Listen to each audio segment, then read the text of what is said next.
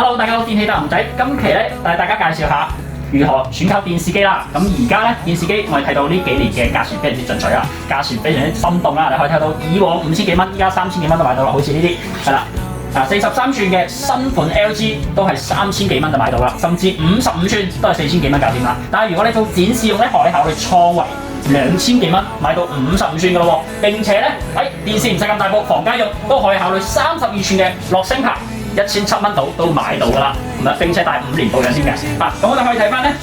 近幾年比較 hit 少少嘅東芝同埋 TCL 咧，係啦，我哋可以睇翻，好似呢部43寸，其實我哋依家咧都折咗成500、700蚊咁樣㗎啦。並且有3年嘅保用，係我哋一個常區嘅 LED， 並且係 4K 嘅，係啦。咁我哋可以睇翻，你其實電視機咁多種種類，由 LED 啦，由 QLED 啦，由 OLED 啦，由 Mini LED 有咩區別咧？我哋簡單咁講一講。如果 LED 咧，其實我哋平時家用係完全夠用㗎，並且而家啲 LED 全部帶 4K 嘅，屬於一個好高清啦。同埋咧，如果係 QLED 咧，仲有兩致電發光嘅，咁佢呢個作用咧就可以令到佢個背光板更加光，通過個調色。並且咧，我哋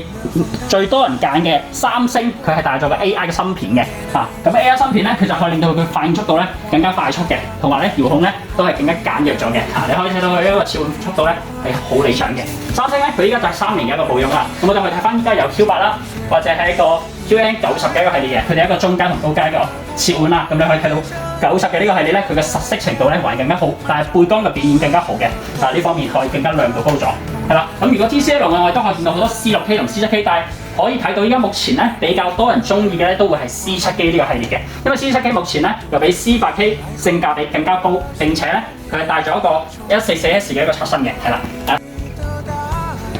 同埋咧，啱啱淨係講咗 LED 同埋 QLED 呢兩款咧，家用嚟講睇啱性價比嘅，都會優先係揀佢哋噶啦。咁我哋仲有 Mini LED 同 OLED 未講嘅，咁 OLED 咧一定係最適合睇電影嘅，因為佢嘅暗黑程度咧非常之好。但係咧，當然有個缺點，都係直白啲咁講，佢嘅壽命係偏短嘅，係啊，大概咧只係係5到8萬個鐘嘅啫。咁如果係你想壽命更加長，同埋咧功能畫面又唔會太差嘅情況下咧，你可以優先選擇 Mini LED 咯，係啦，係 QLED 之上，係啦。咁如果 Mini LED 咧近排咧近2年都係買得最多嘅，佢咧都係無機發光嘅，係啦。咁佢咧就可以令到比 QLED 嘅畫面咧更加暗黑程度更加好啲，咁都係接近於睇電影咧係比較受歡迎嘅，係啦，睇出嚟嘅效果係更加強嘅。但係你又唔使買到 OLED， 因為 OLED 最驚嘅個個知㗎啦，就係燒人，係啦。咁我哋咧可以睇一睇，你具體